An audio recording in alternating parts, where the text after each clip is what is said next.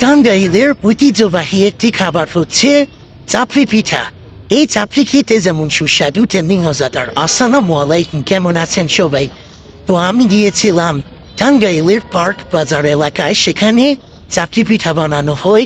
এটি টাঙ্গাইলের বিভিন্ন জায়গায়ও বানানো হয়, যেমন খুব চত্বর এলাকায় অনেক বেশি বানানো হয়, খুব বেশি পরিমাণে এটি পাওয়া যায়। তাছাড়া টাঙ্গাইলের আশেপাশে অন্যান্য জায়গায়ও পাওয়া যায়।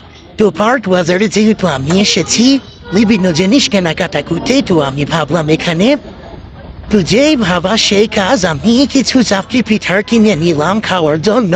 আমি খাবো এবং আমার ফ্যামিলি সবাই খাবে।